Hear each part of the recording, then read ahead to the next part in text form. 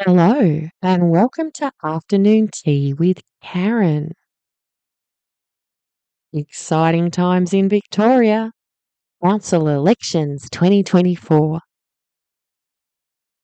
For the first time, there will be one councillor elected per ward, as instructed by the Victorian state government. Ballarat has changed from 3 large wards to 9 smaller ones. There they are. If you would like to run for council, candidate nominations open on the 9th of September. They close midday the 17th of September. Voting period starts on the 7th of October. So what will I be voting on? Let's do a refresher on what the rates go towards. They allow City of Ballarat to build roads, bridges and bikeways. They support community spaces such as sporting clubs, parks, libraries, aquatic centres and art galleries. They allow City of Ballarat to deliver infrastructure while maintaining its existing assets. They keep the streets clean and help lost pets find their home. And what else do they pay for? Apart from this fun time, from the council meeting agenda on the 28th of August 2024, a Creative City Coordinator. So, post international travel, UCCN Creative Cities Conference. Council Officer Tara Poole, Coordinator Creative City, and Councillor Des Hudson, Mayor of Ballarat, went to the 16th UNESCO Creative Cities annual meeting in Portugal. It is first established in 2004. Separate functions at the 16th UNESCO annual meeting were set aside for mayors around the world to directly connect, working to underline the importance of strengthening international cooperation at the local level, promoting culture and creativity as strategic factors for sustainable urban development and leverage of a city's cultural assets to contribute towards the achievement of the United Nations 2030 Agenda for Sustainable Development. Yep, they missed out that one. Ballarat was represented, so was Bendigo, Geelong, and Melbourne. No other Australian cities attended. They mustn't have a creative cities coordinator like Ballarat does. So there's some stuff they did, and the cost of attendance was $16,793 and within the Creative Cities allocated budget.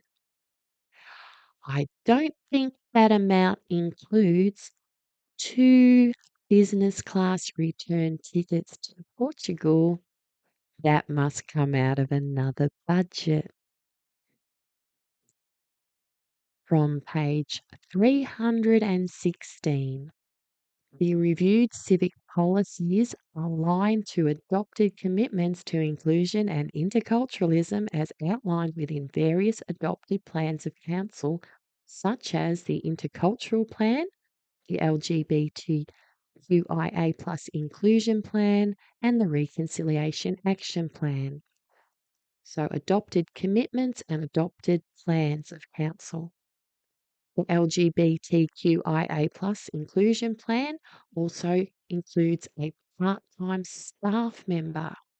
Reconciliation Action Plan, the council pays Reconciliation Australia, which is a non-for-profit based in Canberra, several $1,000s to have a Reconciliation Action Plan. Now, I don't know a lot about the interculturalism stuff, so let's find out about that plan. Hello, smiley, happy people. That's a really nice photo. Anyway, Ballarat is Australia's first intercultural city, and it's during the reign of Daniel and a band came and played in Ballarat. In 2016, the city of Ballarat became an intercultural city after self-assessment and accreditation by the Council of Europe.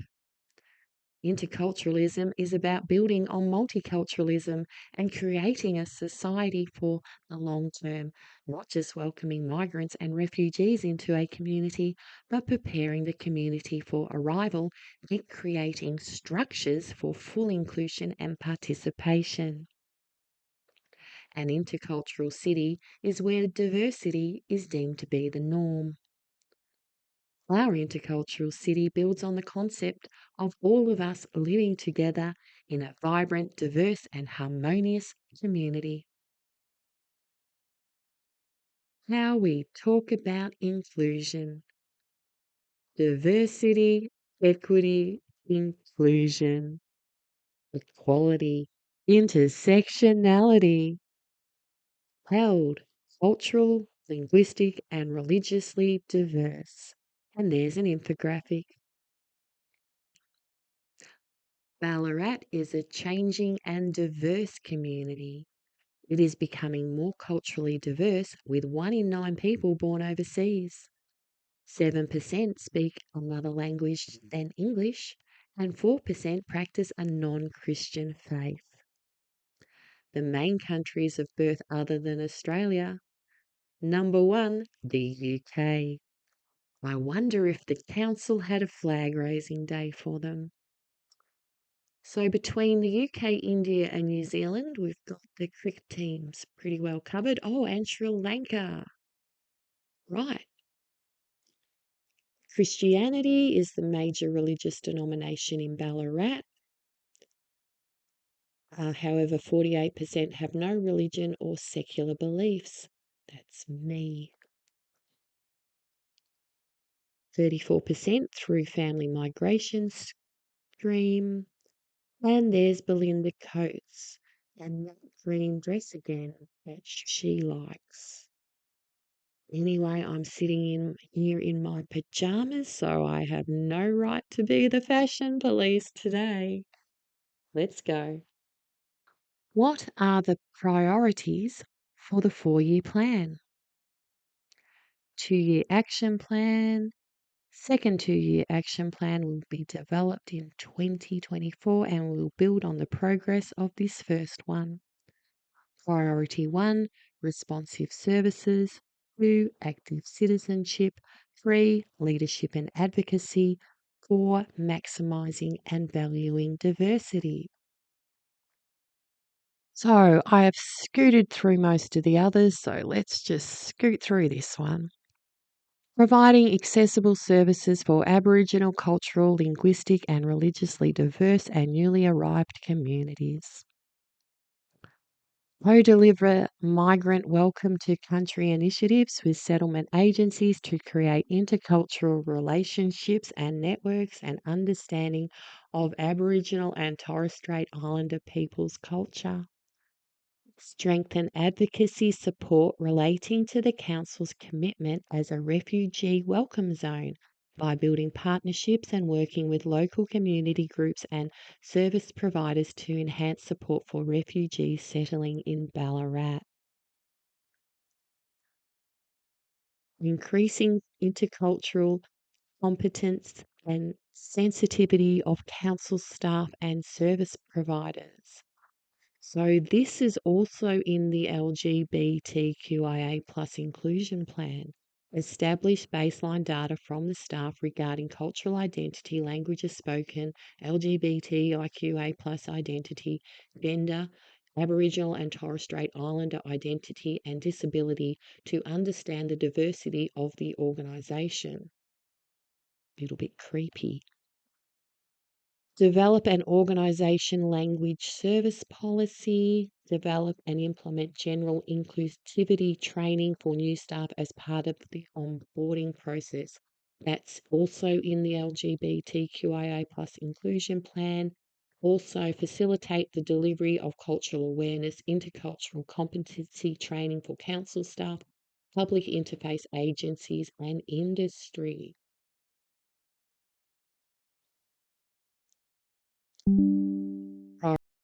Active citizenship, partner with the Australian Electoral Commission to deliver voter education sessions.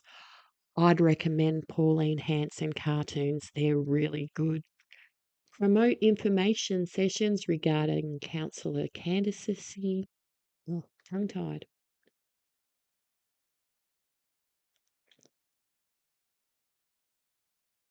Enhancing diverse community participation in social employment, education, training, arts, sports, and recreational opportunities. Well, like I said, we've got the cricket covered.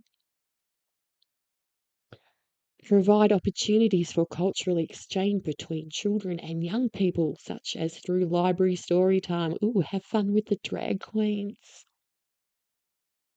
Providing and promoting training opportunities to promote leadership, development, and in diverse communities.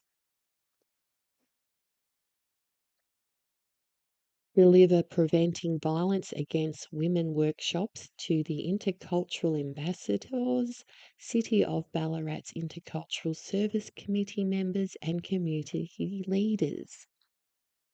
Resource Council's Koori Engagement Action Group, Intercultural Advisory Committee, and Ballarat's Friends of Anario Community Committee to enable them to facilitate individual and joint activities. Now, the LGBTQIA plus plan also has this in, and these guys have left them out. Must have been an accident. Belinda Coates was on the radio last week talking about this stuff. Anyway,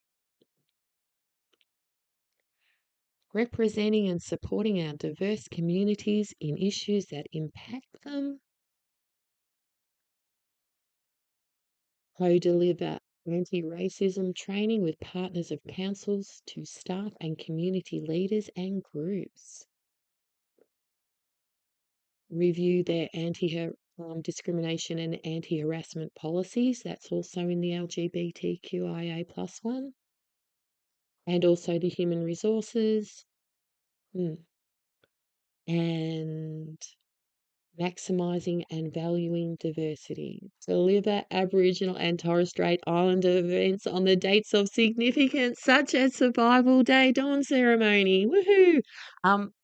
Go Karen. So I used to be friends with Belinda Coates on Facebook, and she was planning a protest on the 26th of the 26th of January on Australia Day in the stinking heat.